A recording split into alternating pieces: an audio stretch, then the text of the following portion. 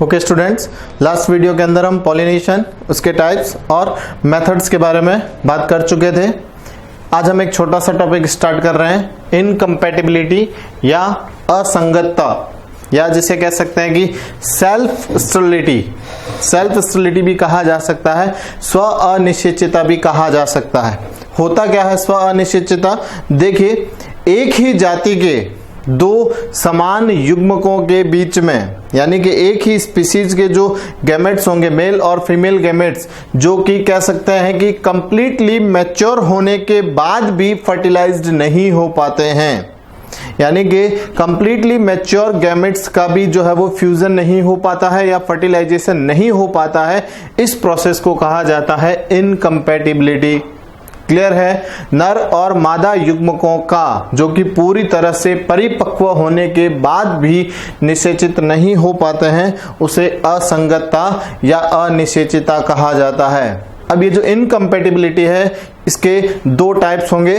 First type होगा आपके inter specific incompatibility और सेकेंड टाइप होगा इंट्रा स्पेसिफिक इनकम्पैटिबिलिटी, यानी कि अंतराजातीय और अंतरजातीय अनिश्चितता। फर्स्ट टाइप देखते हैं इंटर स्पेसिफिक इनकम्पैटिबिलिटी, यानी कि अंतराजातीय अनिश्चितता। क्या होता है इसके अंदर? देखिए, एक ही जीनस की डिफरेंट स्पीसीज के बीच में अगर इनकम्पैटिबिलिटी प्रेजेंट होती है तो उसे कहा जाता है इंटर स्पेसिफिक इनकम्पैटिबिलिटी, यानी कि दो स्पीसीज जिनका जीनस सेम है बट डिफरेंट स्पीसीज है, तो उनके बीच में अगर इनकम्पैटिबिलिटी प्रेजेंट होगी तो वो आपके कहलाएगी inter specific incompatibility. Like as example देख सकते हैं, एक तो है ब्रेसिका कंपेस्ट्रेस और ब्रेसिका रापा। इन दोनों का जीनस सेम है बट स्पीसीज दोनों की क्या है? डिफरेंट है। तो ऐसी कंडीशन में इन दोनों के मेल गैमेट्स मैच्योर होने के बाद भी जो है वो फर्टिलाइज्ड नहीं हो पाते हैं, तो ऐसी कंडीशन में इसे कहा जाता है inter specific incompatibility. And second types है इंट्रा स्पेसिफिक इनकम्पैटिबिलिटी, यानी कि अंतरजातीय स्व अनिश्चितता। देखिए, लाइक एज बात करें कि एक ही स्पीसीज के, पहले तो स्पीसीज जो है वो डिफरेंट थी, अब जो है वो स्पीसीज क्या है? सेम है। सेम स्पीसीज के गैमेट्स के बीच में जो है वो कह सकते हैं कि फर्टिलाइजेशन नहीं हो पा रहा है, तो उसे कहा जाता है intra specific incompatibility. Like as primula plant के अंदर आप देखेंगे कि प्रिमुला स्पीसीज के अंदर जो है वो इनकम्पैटिबिलिटी प्रेजेंट होती है, वो सेम स्पीसीज के ऊपर जो है वो फर्टिलाइज्ड नहीं हो पाते हैं, अदर स्पीसीज के अंदर जो है उनका फर्टिलाइजेशन कंप्लीट होता है। ये जो इनकम्पैटिबिलिटी है, ये आपके जो है वो मेल और फीमेल गैमेट के मैच्योर होने के बावजूद भी नेचुरल और फिजिकल बैरियर्स के कारण जो है वो डेवलप्ड हो सकती है। नेचुरल बैरियर्स हो सकते हैं, या कह सकते हैं कि जीन जो है वो भी इस इनकम्पैटिबिलिटी को क्या कर सकते हैं? रेगुलेट कर सकते हैं। लाइक एज हम एग्जांपल ले सकते हैं कि जो डिफरेंट स्पीसीज है, इन दोनों के जो जीन हैं वो आपस में मैच नहीं हो रहे हैं, तो ऐसी कंडीशन में भी जो है वो इनकम्पैटिबिलिटी जनरेट हो सकती है। अब इस इनकम्पैटिबिलिटी का रिजल्ट क्या होगा? प्लांट के ऊपर जो है वो इसके इफेक्ट क्या क्या होंगे? तो फर्स्ट इफेक्ट जो जनरेट हो रहा है वो एब्सेंट ऑफ पॉलन जर्मिनेशन, यानी कि इनकम्पैटिबिलिटी के कारण जो है वो पॉलन ग्रेन का जर्मिनेशन जो है वो नहीं हो पाता है। पॉलिनेशन हो गया, एंथर सेक से पॉलन ग्रेन निकलने के बाद वो स्टिग्मा पर पहुंच भी गए, लेकिन आफ्टर पॉलिनेशन उनका जर्मिनेशन जो है वो क्या होगा? स्टॉप हो जाएगा। किसके कारण? इनकम्पैटिबिलिटी के कारण। सेकेंड इफेक्ट जो होगा वो क्या है? Absent of pollen tube development.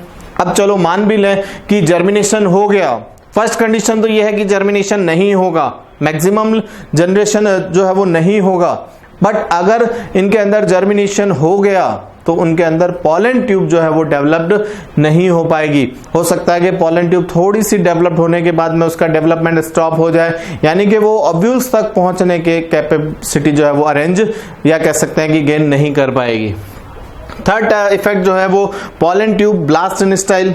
हो सकता है कि जो पॉलन ट्यूब है वो स्टाइल रीजन के अंदर ही क्या हो जाए? ब्लास्ट हो जाए। इससे क्या होगा? जो मेल गैमेट्स है वो स्टाइल रीजन के अंदर ही जो है वो रिलीज हो जाएंगे और जो है वो आफ्टर सम टाइम वो सारे जो है वो डीनेचुरेट हो जाएंगे। और next, absent of nucleus fusion. इनके अंदर जो न्यूक्लियस का फ्यूजन होता है या जो फर्टिलाइजेशन है वो नहीं होगा इनकम्पैटिबिलिटी के कारण। क्लियर है? तो इनकम्पैटिबिलिटी के जो है वो प्लांट के ऊपर मोस्टली ये इफेक्ट होते हैं। एक तो पॉलन ग्रेन्स का जर्मिनेशन नहीं होता है, पॉलन ट्यूब डेवलप नहीं हो पाती है, पॉलन ट्यूब डेवलप हो भी जाती है तो वो स्टाइल रीजन के अंदर ब्लास्ट हो जाएगी और न्यूक्लियस का जो फ्यूजन है वो एब्सेंट होगा। तो ऐसी कंडीशन में जो इनकम्पैटिबिलिटी है वो कह सकते हैं कि प्लांट के लिए एक हार्मफुल इफेक्ट है, बट ये कुछ प्लांट के अंदर जो है वो देखने को मिलती है। मतलब सेम स्पीसीज या डिफरेंट स्पीसीज के बीच में जो है वो इनकम्पैटिबिलिटी नहीं हो सकती है। इसका रीजन जो है वो नेचुरली बैरियर हो सकते हैं या जेनेटिकल बैरियर्स हो सकते हैं या फिजिकल बैरियर्स जो है वो इसके रीजंस हो सकते हैं। तो यहाँ पर जो है वो अपना पॉलिनेशन का टॉपिक जो है वो कंप्लीट होता है। नेक्स्ट टॉपिक हम स्टार्ट कर रहे हैं फर्टिलाइजेशन यानी कि निषेचन।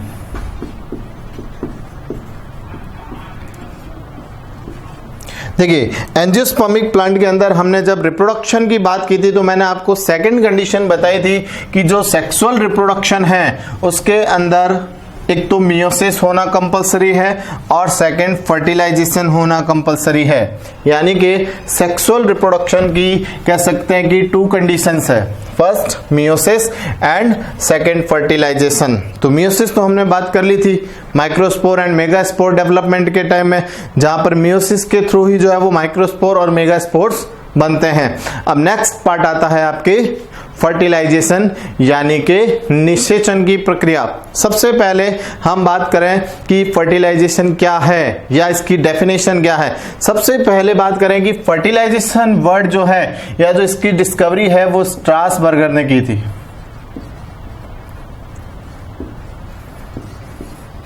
1884 के अंदर स्ट्रासबर्गर ने जो है वो फर्टिलाइजेशन प्रोसेस को लिलियेसी प्लांट के अंदर या लिलियम प्लांट के अंदर जो है लिलियेसी फैमिली के लिलियम प्लांट के अंदर जो है वो उसको डिस्कवर्ड किया था फर्टिलाइजेशन प्रोसेस को। तो फर्टिलाइजेशन होता क्या है? देखिए fusion of male and female gamete is called fertilization. देखिए हमने माइक्रोस्पोर डेवलपमेंट पढ़ा, मेगास्पोर डेवलपमेंट पढ़ा। ये दोनों क्या है?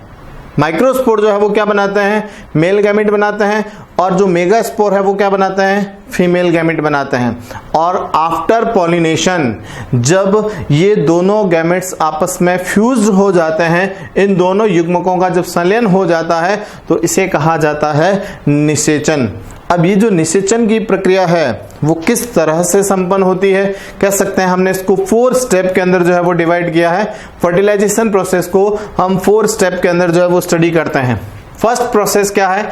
Germination of pollen grains and formation of pollen tube. यानी कि जो पॉलिनेशन के बाद में पॉलन ग्रेन जब स्टिग्मा सरफेस पर पहुंचते हैं तो उन पॉलन ग्रेन का क्या होगा? जर्मिनेशन होगा। तो देखते हैं सबसे पहले germination of pollen grain.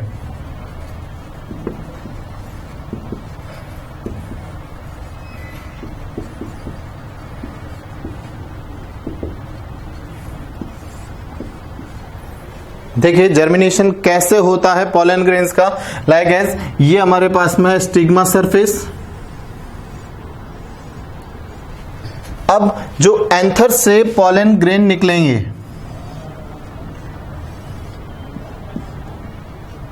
Suppose ये एंथर सेक है और जैसे एंथर सेक रैप्चर होगा यहां से पॉलन ग्रेन्स क्या होंगे?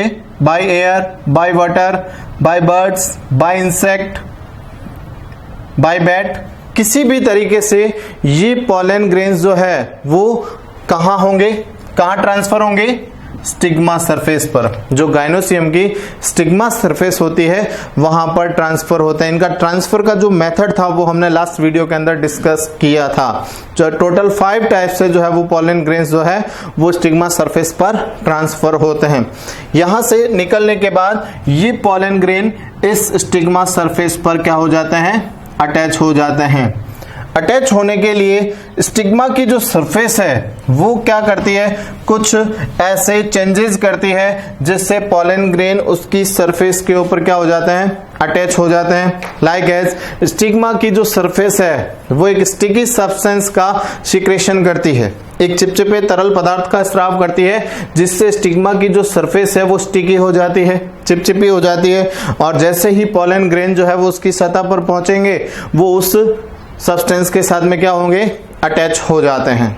ठीक है, नेक्स्ट, इस स्टिग्मा सरफेस के ऊपर सुक्रोज या शुगर सब्सटेंस प्रेजेंट होते हैं, ग्लूकोज सब्सटेंस प्रेजेंट होते हैं, जिन्हें ये पॉलन ग्रेन्स क्या करते हैं, एब्जॉर्ब कर लेते हैं। स्टिग्मा की सरफेस पर जो स्टिकी सब्सटेंस प्रेजेंट है उसके अंदर ग्लूकोज, एमिनो एसिड्स, कुछ कह सकते हैं कि नरिशमेंट प्रेजेंट होता है, न्यूट्रिशंस प्रेजेंट होते हैं, जिन्हें पॉलन ग्रेन्स क्या कर लेते हैं, एब्जॉर्ब कर लेते हैं, और एब्जॉर्ब करने के बाद में इनका जर्मिनेशन जो है वो स्टार्ट होता है। कैसे स्टार्ट होता है, याद कीजिए स्ट्रक्चर ऑफ पॉलन ग्रेन, ये इंटाइन लेयर, इसके आउटर में प्रेजेंट थी एक्साइन लेयर, याद होगी आपको स्ट्रक्चर, इंटाइन और एक्साइन लेयर।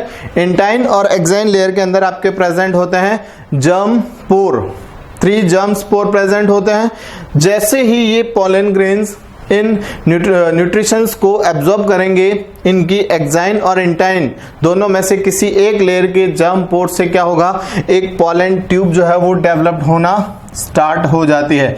लाइक एज यहां पर ये जर्म पोर होगा तो यहां से एक पॉलन ट्यूब जो है वो डेवलप्ड होना स्टार्ट हो जाती है। सपोज यहां पर पॉलन ग्रेन प्रेजेंट है, इससे ये पॉलन ग्रेन से पॉलन ट्यूब जो है वो डेवलप्ड होना स्टार्ट हो जाती है। क्लियर है। अब कुछ पॉलन ग्रेन ऐसे होते हैं जिनसे केवल एक ही पॉलन ट्यूब जो है वो डेवलप्ड होती है। तो जिन पॉलन ग्रेन से एक ही पॉलन ट्यूब डेवलप्ड होती है उन्हें तो कहा जाता है मोनोसाइफनस, मोनोसाइफनस, या कह सकते हैं एक पराग नलिका युक्त। और कुछ पॉलन ग्रेन ऐसे होंगे जिनसे मोर देन 1 पॉलन ट्यूब जो है वो जनरेट होती है, यानी कि एक से ज्यादा पराग नलिका जो है वो उत्पन्न होती है। तो इस कंडीशन को कहा जाता है पॉलीसाइफनस कंडीशन। मोनोसाइफनस एंड पॉलीसाइफनस, ये दोनों वर्ड जो है वो इंपॉर्टेंट करेंगे, क्वेश्चन आता है कई बार। दोनों के बीच में डिफरेंस भी पूछा जा सकता है आपको, इसके एग्जांपल्स भी पूछे जा सकते हैं। मोनोसाइफनस का मतलब है अगर सिंगल पॉलन ट्यूब जनरेट होती है तो इसका मतलब होगा मोनोसाइफनस, और अगर एक पॉलन ग्रेन से मोर देन 1 पॉलन ट्यूब अगर जनरेट होगी तो उसे कहा जाएगा पॉलीसाइफनस कंडीशन। क्लियर है। तो अब इसका जर्मिनेशन जो है वो स्टिग्मा सरफेस पर प्रेजेंट स्टिकी सब्सटेंस के थ्रू होता है, और जैसे ही पॉलन ग्रेन इन स्टिकी सब्सटेंस को एब्जॉर्ब करेंगे, पॉलन ग्रेन की एक्साइन और इंटाइन लेयर से जो है वो पॉलन ट्यूब जर्मिनेट हो जाती है और पॉलन ट्यूब का फॉर्मेशन जो है वो स्टार्ट हो जाता है। याद कीजिए पिछला वीडियो जिसके अंदर हमने बात की थी कि जो ये माइक्रोस्पोर होते हैं, इन माइक्रोस्पोर के अंदर कह सकते हैं कि द्विकोशिकीय अवस्था उत्पन्न होती है। एक तो बनती है आपके वेजिटेटिव सेल, बात कर चुके हैं इसके बारे में, और सेकंड बनती है जर्मिनेटिव सेल।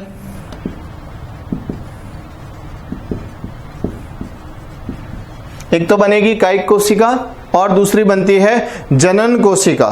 ठीक है, कायिक कोशिका या जो वेजिटेटिव सेल्स है, इस वेजिटेटिव सेल से ही क्या बनती है, पॉलन ट्यूब बनती है, और जो जर्मिनेटिव सेल्स है ये क्या बनाती है, मेल गैमेट्स बनाते हैं। ठीक है, तो यहां पर देखिए जो पॉलन ग्रेन है जैसे ही जर्मिनेट होंगे, इसकी जो वेजिटेटिव सेल्स है वो क्या बना लेती है, पॉलन ट्यूब बना लेती है, और जो जर्मिनेटिव सेल है जो कह सकते हैं कि एक लेंस शेप की होती है, ये जर्मिनेटिव सेल निकल करके इस पॉलन ट्यूब के अंदर एंटर कर जाती है,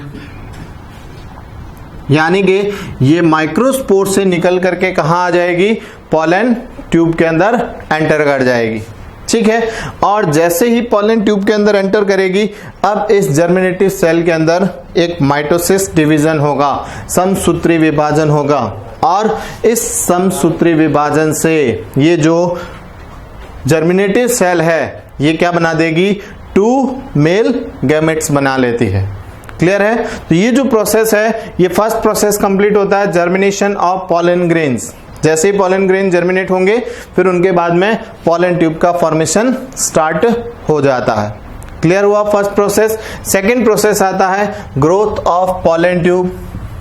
ये जो पॉलन ट्यूब बन रही है, अब इस पॉलन ट्यूब की ग्रोथ किस तरह से होगी, तो देखते हैं इस पॉलन ट्यूब की ग्रोथ कैसे हो रही है।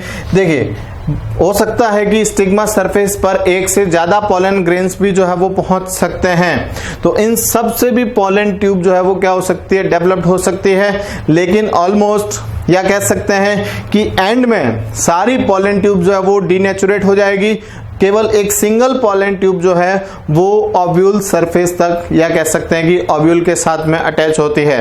बाकी जितनी भी पॉलन ट्यूब बनेगी वो लास्ट में जो है वो क्या हो जाएगी, डैमेज हो जाएगी, नष्ट हो जाती है। तो देख मान लें कि यहां पर जो है वो एक पॉलन ट्यूब जो है वो डेवलप हो रही है।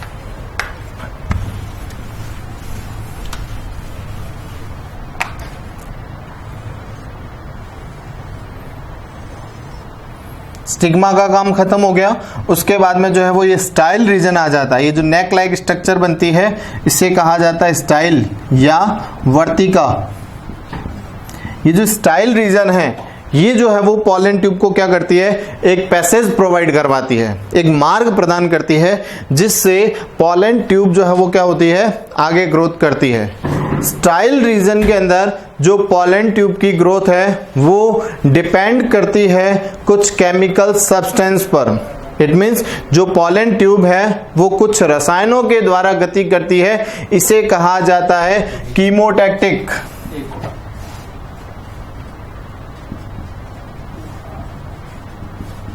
या इसे कह सकते हैं रसायनुचलन गति। यानी कि जो पॉलन ट्यूब की ग्रोथ है वो कुछ रसायनों के द्वारा नियंत्रित होती है, जिसे कहा जाता है कीमोटैक्टिक मूवमेंट, यानी कि रसायनुचलन गति। अब देखिए, ये एक पॉलन ग्रेन्स यहां पर जर्मिनेट हो गया है, इससे एक पॉलन ट्यूब जो है वो डेवलप्ड हो रही है। इसके अंदर ये वेजिटेटिव सेल्स प्रेजेंट है जो कि डिवाइड होकर के क्या बना लेगी, 2 स्पिंडल शेप मेल गैमेट्स बना लेती है। ठीक है, अब देखिए पॉलन ट्यूब जो है वो स्टाइल रीजन से होकर के ग्रोथ करती है।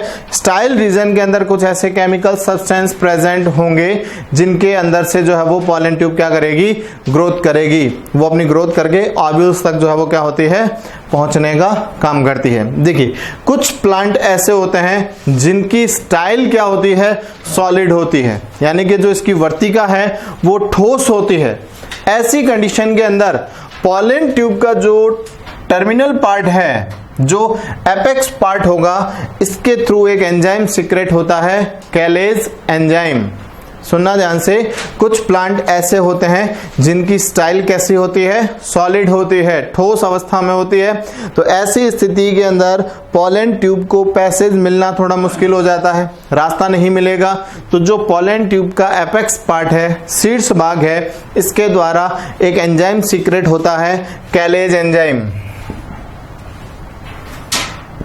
ये कैलेज एंजाइम क्या करता है, उसके सॉलिड पार्ट को या जो ठोस कोशिकाएं हैं उन्हें क्या कर देती है, डिसॉल्व कर देती है, और उससे होते हुए पॉलन ट्यूब क्या करेगी, आगे की ओर जाती है।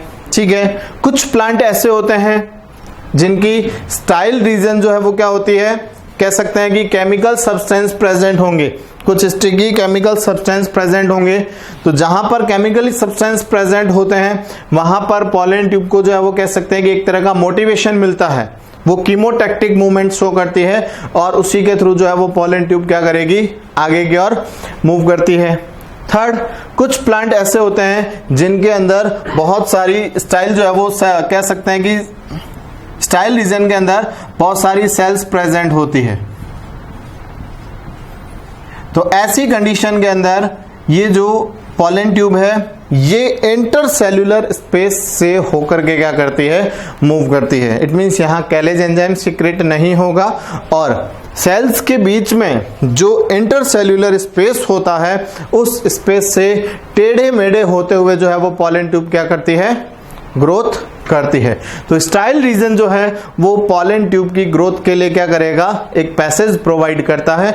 अब स्टाइल रीजन जो है वो डिफरेंट हो सकता है, कुछ प्लांट के अंदर ये सॉलिड होता है, कुछ के अंदर हॉलो कैविटी प्रेजेंट होती है, तो कुछ के अंदर जो है वो इंटरसेल्यूलर स्पेस से होकर के ये ग्रोथ करती है। तो सेकंड पार्ट कंप्लीट होता है ग्रोथ ऑफ पॉलन ट्यूब। उसके बाद में थर्ड पार्ट आता है entry of pollen tube into ovules, यानी कि बीजांड के अंदर जो है वो पराग नलिका किस प्रकार से प्रवेश करती है। तो बीजांड के अंदर पराग नलिका का जो प्रवेश है वो 3 तरह से होता है। तो देखिए इसको आप इंपोर्टेंट भी करेंगे, जो entry of pollen tube into ovules है, इसका क्वेश्चन जो है वो कई बार आ चुका है। जो थर्ड पार्ट है, देखिए अब ओव्यूल्स के अंदर जो पॉलन ट्यूब है वो 3 तरह से एंट्री करती है। एक ओव्यूल का स्ट्रक्चर बना लेते हैं हम, ये इसका न्यूसेलस पार्ट, और इस न्यूसेलस पार्ट के बीच में ये आपके प्रेजेंट होगा एम्ब्रियो सेक, ठीक है, और उसके आउटर में ये प्रेजेंट होंगे आपके इंटेग्यूमेंट्स।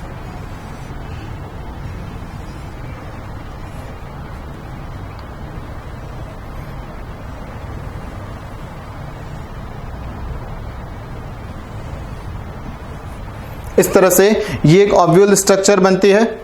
यहां पर स्टाइल रीजन था, ये स्टाइल रीजन आ जाएगा यहां पर, यहां से ये पॉलन ट्यूब एंट्री कर रही है। इट मींस जो स्टाइल रीजन है वो तो पॉलन ट्यूब को क्या कर रही है, पैसेज प्रोवाइड कर रही है। अब ओव्यूल के अंदर जो है ये पॉलन ट्यूब 3 तरीके से प्रवेश कर सकती है। फर्स्ट है आपके पोरोगैमी, यानी कि इसे कहा जा सकता है बीजांड द्वारीय प्रवेश।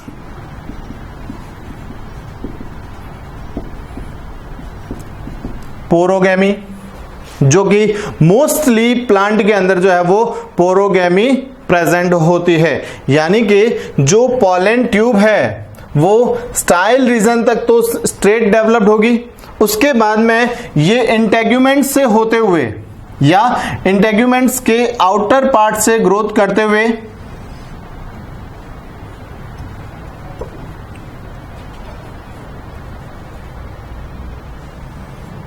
इंटेग्यूमेंट्स के आउटर पार्ट से ग्रोथ करते हुए ये माइक्रोपाइल एंड की ओर जाएगी, बीजांड द्वार की ओर जाएगी, और यहां से जाकर के क्या करती है, एंट्री करती है। यानी कि अगर पॉलन ट्यूब इंटेग्यूमेंट्स के आउटर से ग्रोथ करते हुए अगर माइक्रोपाइल एंड से एंटर करती है तो इसे कहा जाता है पोरोगैमी, जो कि मोस्टली प्लांट के अंदर जो है वो प्रेजेंट होती है। उसके बाद में आती है चैलेजोगैमी।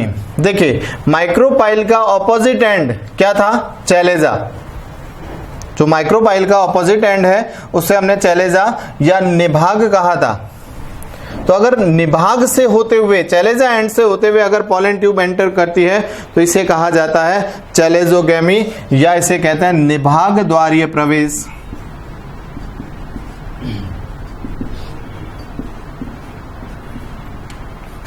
लाइक एज यहां से इस चैलेजा एंड से होते हुए डायरेक्ट अब कैसे एंटर करेगी, बात कर चुका हूं, कैलेज एंजाइम प्रेजेंट होता है पॉलन ट्यूब के टर्मिनल पार्ट पर, कैलेज एंजाइम प्रेजेंट है। ये कैलेज एंजाइम क्या करेगा, उसकी जो पैरेन्काइमेटस सेल है, मृदुतकीय कोशिकाएं होती है, उन्हें डिसॉल्व करके एंटर कर जाएगी। तो ये पॉलन ट्यूब जो है वो इस चैलेजा एंड से एंटर कर जाती है, और चैलेजा एंड से एंटर करने के बाद में फिर वो माइक्रोपाइल एंड की ओर जाएगी, और वहां से जो है वो इसके अंदर एम्ब्रियो सेक के अंदर एंटर करेगी। तो ये तो हो जाएगा चैलेजोगैमी।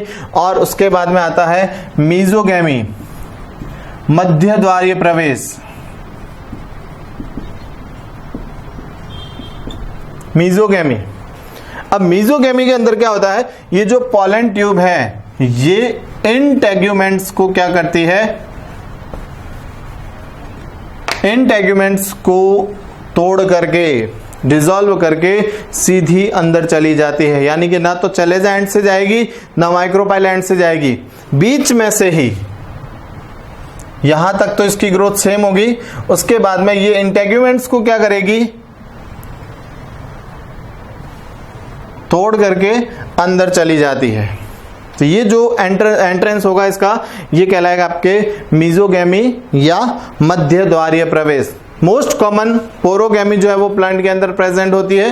कुछ प्लांट होंगे जिनके अंदर चैलेजोगैमी भी प्रेजेंट होगी, और कुछ के अंदर मीजोगैमी भी क्या होती है, प्रवेश होती है, पाई जाती है। उसके बाद में entry of pollen tube in in the embryo sac, यानी कि भ्रूण कोश के अंदर पॉलन ट्यूब का प्रवेश किस तरह से होता है। तो लास्ट टॉपिक आप देखेंगे, जैसे कि ये हम बना लेते हैं एम्ब्रियो सैक।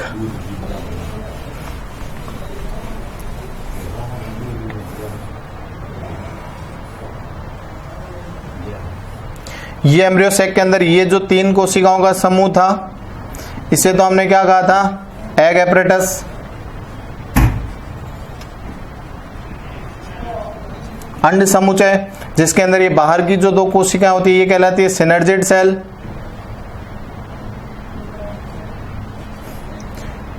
चलेजा एंड की और जो 3 सेल्स ग्रुप होता है इसे कहा जाता है आपके एंटीपोडल सेल। प्रतिमुखी कोशिकाएं, और इन दोनों के बीच में जो एक कोशिका प्रेजेंट होती है उसे कहा जाता है पोलर सेल, ध्रुवीय कोशिका। तो ये जो पूरी स्ट्रक्चर है ये क्या कहलाती है, आपके एम्ब्रियो सैक कहलाती है।